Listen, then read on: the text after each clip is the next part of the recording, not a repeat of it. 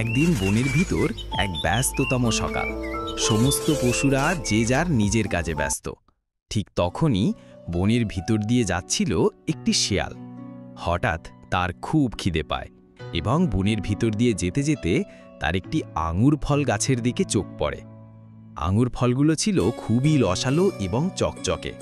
আঙুর ফলগুলো দেখেই শেয়ালের চোখ বড় বড় হয়ে গেল। সে ভাবল, বাহ, খিদেও পেয়েছে, এই আঙুর ফলগুলো তো আমার খেতেই হবে, যেভাবেই হোক। কি সুন্দর দেখতে এই আঙুর ফলগুলো, রসালো চকচকে, দেখে খিদে আরও বেড়ে যাচ্ছে তো।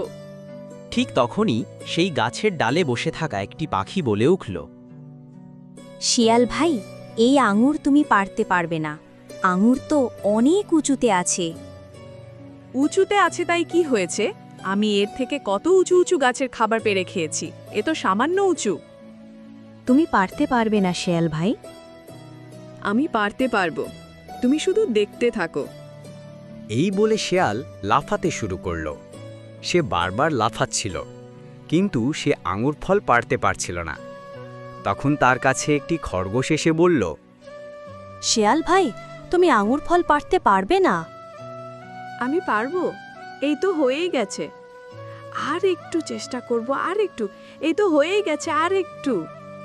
এই বলে শেয়াল আরও জোরে জোরে লাফ দিতে শুরু করল এবং শেয়াল হাঁপিয়ে গেল। আমি তো লাফাতে লাফাতে হাঁপিয়ে গেলাম, তাও আঙুর পারতে পারলাম না।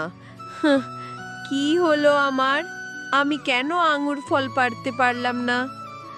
ওহ, খুব কষ্ট লাগছে, আর পারছি না লাফাতে। তারপর শিয়াল আবার আঙ্গুর ফল পাড়ার চেষ্টা করতে লাগলো, কিন্তু সে আবারও হাঁপিয়ে গেল। আমি তো পারলামই না আঙুর ফল পাড়তে, আমি তো হাঁপিয়েই গেলাম, আমি তো আর পারছি না, খুব কষ্ট হচ্ছে। তারপর শিয়াল ভাবল, আঙুর ফল হয়তো টক, হ্যাঁ, তাই আঙুর ফল টক, তাই জন্য যে আমি পারতে পারছি না। আঙুর ফল টক, আমি খাবো না, হ্যাঁ, আঙুর ফল টক। এই বলে শেয়াল আবার বনের ভিতর চলে গেল, আর এই মনোবৃত্ত তার মনের ভিতরে রয়ে গেল যে আঙ্গুর ফল টক।